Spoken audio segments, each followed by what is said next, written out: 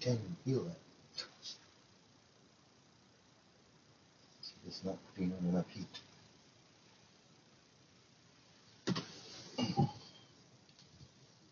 I get pain in my heart area of my chest sometimes. It's kind of like, I don't know, it's hard to do, like the Morgellons hair on the back of your neck standing up kind of sensation. It's like that, except it'll be not just on the back of your neck, you'll start to feel that all over. Go around my eyebrows, my ears, and my cheeks, you know, my shoulders, just feel my back. And then I began to notice that, you know, like wherever I would have any specific pain, like internally feeling, more internal, would exhibit the whatever the stuff that's burning off is, the growth of that, or the, you know, like I like it was off gassing that. Then I lean towards, like, you know, nanoscale fibers, so thin you can't really see them, and they just like, you know, overlay your hair follicle or whatever.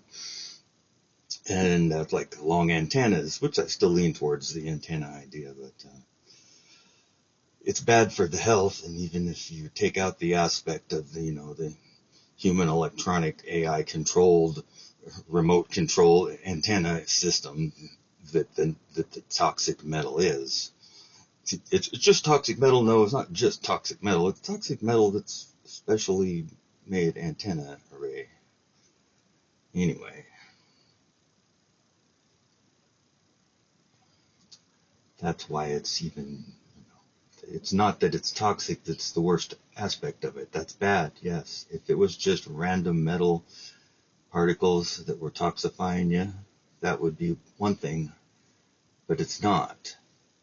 It's metal particles that are all specifically made the way they're made to produce an antenna to, you know, hook into your nervous system and remote monitor your health. So make sure you're healthy, you see. And the system that has been come up with in order to do this remote medical monitoring causes you to have ill health. So naturally, they need the system in place to, you know, monitor your ill health, which you now have for sure. Because it's not like people never got sick or had problems before this. It's just that it wasn't so controlled, right? Like the computer can literally be like, you know, the hits that the government at the very, you know, upper echelons of the world can do. If they don't like somebody, they can just, like, the computer can be turn on a different a combination of disorders for that person, and then suddenly they grow tumors, or they lose their function, or they go blind, or whatever, you know. It could be anything, because we're filled with antennas that are literally hooking to the same network that your phone and your Wi-Fi is hooked to. Literally, the same network. The 806.11 whatever 16, 80.112 allocated frequency bandwidth for the body area networks. Thank you, Sabrina Wallace. Courtesy of Sabrina Wallace and D. Boomasan. That's just, you know, that's like kind of telling. I mean, maybe it's all just make-believe. Maybe they put all this stuff on the internet from all these corporations saying they've made all these innovations, and this is their white papers or whatever research, and maybe that's all just part of the psyop. But in my little bit of understanding I have of antennas and radio waves and electrical theory and that sort of stuff, my tiny little INTP freaking niche interest in it. I'm no expert, but, you know, I like to find the videos on YouTube and see if I can copy the circuit that they made and actually make it work. And sometimes I'll even change the values of some things, but that's neither here nor there. Right now,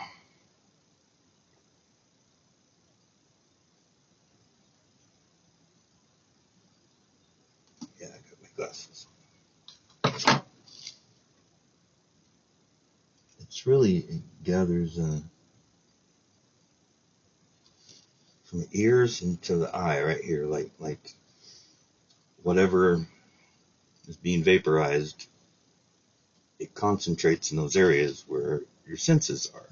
It's like it's, overlaying your senses with its own nerve network. The weaving spiders come not here. I think that's just what it is. It's the weaving spiders. And this doesn't stop the spiders, but it does burn their webs. And so they can't connect to the mother hive so easily, right? That's the theory, at least, if you follow what I'm saying. Because the white hair epidemic is real. There wasn't, there's always been, people around with white hair. Generally, I'm old enough to remember the 70s. So, and there were a lot of people that I remember from then when I was a kid who were old and didn't have white hair, really. The only people that I knew who had really, seemed to really have white hair were like great grandma and great aunts who were in their upper 80s. My grandpa was in his mid 50s, no white hair. Most of the people, it just wasn't so much a thing then that everybody had white hair. But all of a sudden, 5-6 years into the spray down, once it began, I started to notice an increase in white hair, and then it became just super obvious, and then it started to get like promoted in media and stuff, in ads and movies or whatever, TV, magazines.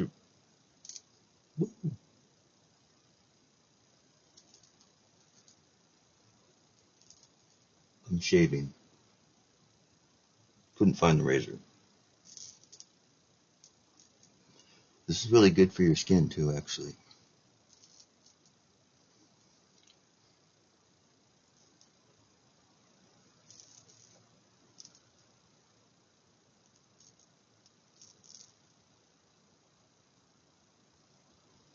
Yeah, nice so sizzly, huh?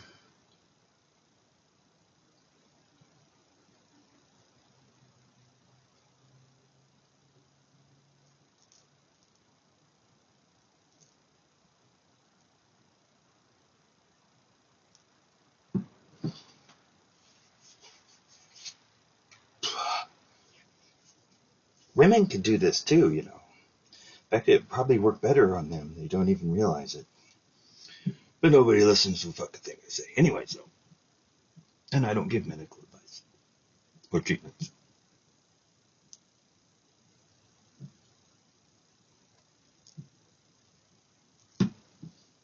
Although I do have theories as to why these things work.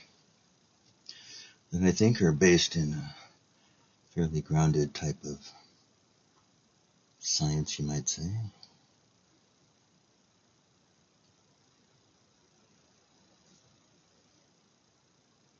I was going to get my back, but it's not quite enough. It's not enough heat from this one little candle.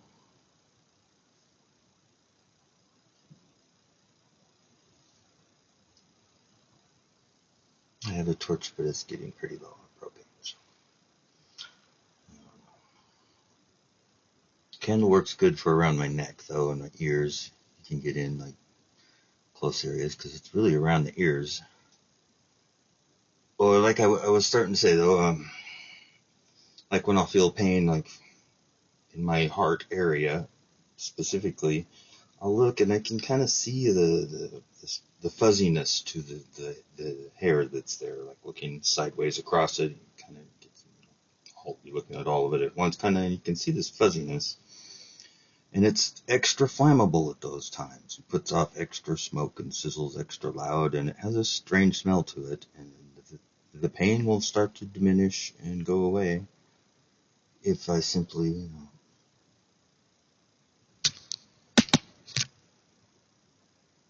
get that area, and like it, I can feel it on my skin surface when it burns whatever it's burning. It sometimes it looks like there's a hair there, sometimes it's not. Sometimes nothing happens, and then it'll go psh, and sizzles like crazy. It does tend to keep the swelling veins from being an issue too, because my veins have never been fucking like I could see them in my life until this shit started, and all of a sudden they're like all bulging out. I've learned since then it's my lymph veins; those aren't my blood vessels necessarily, but which how come I never learned about lymph veins in school or anything? Our school system is such bullshit. What a joke. Prison training camp. Oh, get warm. Get warm. Okay.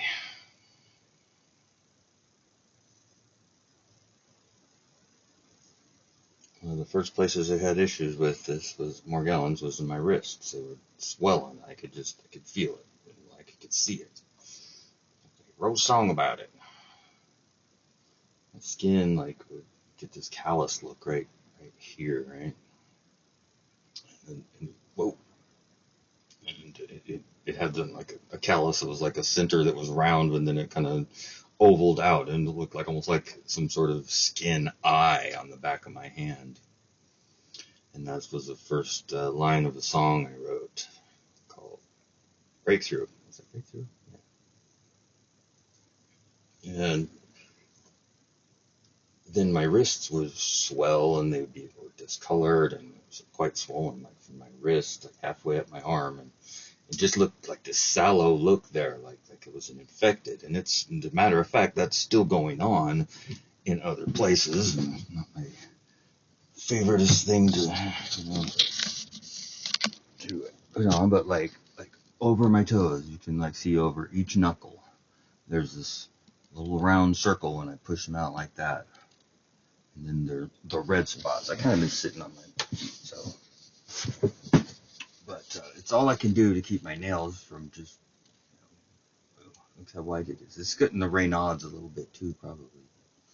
Okay, so above every knuckle, there's fucking a little infected looking area. It's just, that's got that color. Same thing as over each of my ankles.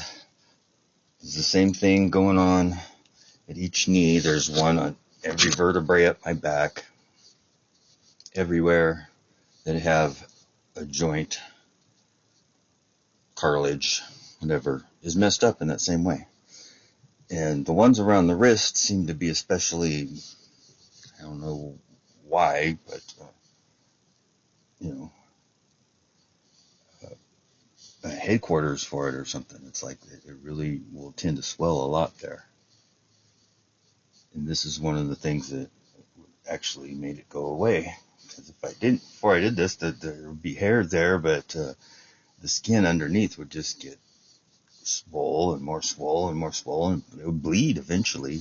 I would bleed out of my eyebrow, bleed out of my earlobe. And that still happens, actually, at least every couple months or so. It suddenly just starts to bleed spontaneously when there's, and it's not regular red blood, it's infected looking blood. And if that happens, I can get the candle out or whatever, and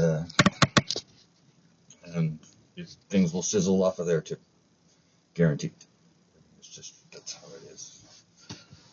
The two things are connected with each other for some reason. I'm going to have to air it out here too. It's quite smoky.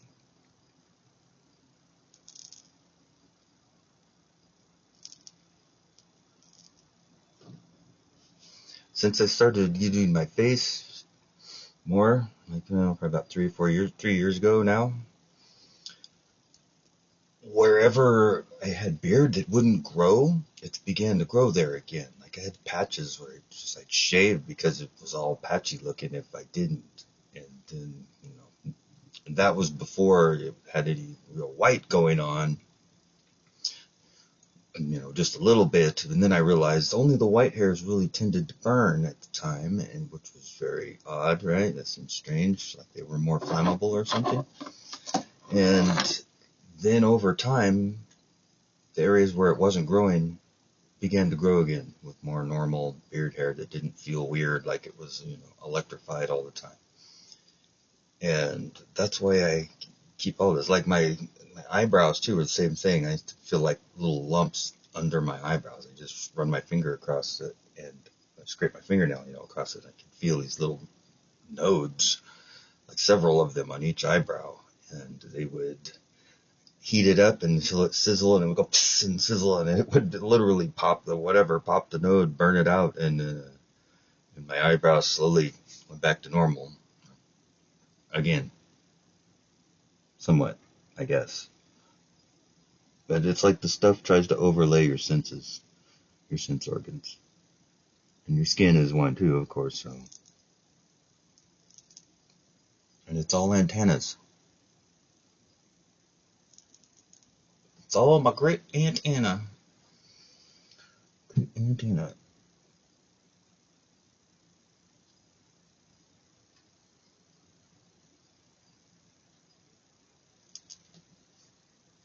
Thank you. It took forever. This will get rid of my headaches if I get headaches. I'm not really having a headache right now, thankfully.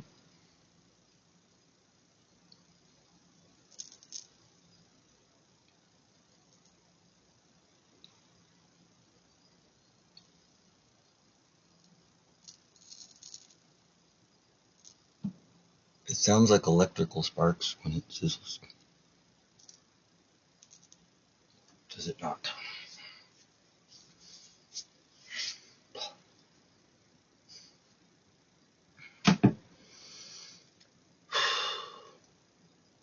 I pulled the head back off of the motor because there was not compression on number 3. So, as a matter of fact, the camera right now is sitting on the head, which I'm going to get the straight edge and try and verify is actually straight. I thought it was, and I'm going to give it a valve job too. Because why not? I've done everything once already.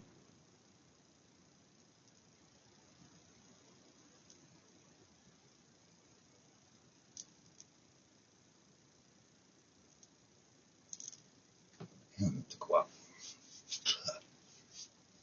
Sometimes you're just not as flammable as others.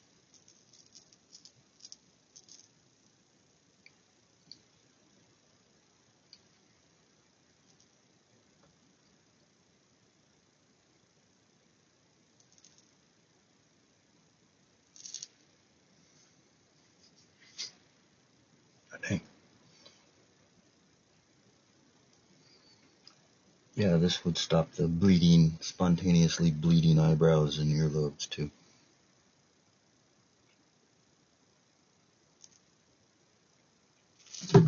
Ooh. Got a flame out there. Must have tindered it up enough.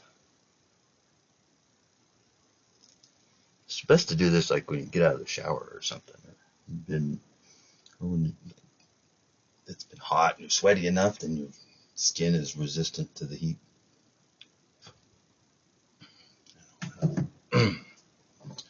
Yeah, that's my story. I'm sticking to it. I discovered this by this little itchy hair or whatever. There would be nothing there, and I kept itching me, and I had a Bic lighter, and I'm sitting there. It was a long time, years and years ago, and I'm like, well, and I looked, there'd be nothing there, and it just this itch. I'm like, oh, I'm gonna burn whatever it is, if I can't see it. And so I lit it, and when I did, it like sizzled like a fuse. I saw a little flash of it burning there, and there was somebody else there with me, and they said this blue flame spread out like a gas, like natural gas looks, and rolled across my head from that spot. And I repeated the experiment, and that's exactly what happened again. It was just like And it was super sensitive to the lighter too. I couldn't even get it close to me, but at that time. But if I would get close enough to it to light a little area, it would literally, a flame would roll over my whole head. And then I began to notice the smoke that it would make would cling to my head. Like I'd move away and it would just try and stick to me. It was quite weird. Yeah, which told me there was something up with that. There's some weird smoke. And then also that my headaches would, start to go away and I would feel better, although it seemed like a real crazy thing to have to do at first, and it still does to me now, but I've found it works, so there we go. With keeping Morgellons issues at bay, and I have it seems like anywhere there's a pain or an issue, that there's extra this fine hair trying to grow there, and it's quite flammable, and that's what doesn't smell like burnt hair. It has a distinctive different kind of smell to it, and it's present though whenever there's issue. I think like lung cancer, according to what the doctor told me in the Google that I checked about the clubbing fingers, it's all about lung cancer. So I'm gonna go out on a limb and say that I would be diagnosed as having lung cancer if I were to go into the doctors and ask them to do that, to diagnose me or whatever, which I'm not going to do. I don't need to hear their bullshit. But as far as it goes, I'm sure that it would come out, because yes, I do, because there's enough symptoms that can be seen and whatever. But it's what they're calling cancer. Is it really cancer, or is it the poisoning? Then they have to come up with names for diseases for all the different types of things that are going to go wrong with people, which is what I've maintained from day one. That's what is happening with all these new ailments and mental disorders that are on the rise, and all this bedlam and bullshit. Poison people to death and then see what happens, and then tell them, make up names for diseases for each of their different issues that they might have, and sell them some pills that make them feel better. And if it doesn't make them feel better, sell them some different pills. That's all that happens in this world now, just to control us, little old humanity. Oh, the humanity. Dang. Okay, anyway. Guess I'll work on the diesel motor here for a little while. Need to check the flushicity of this surface.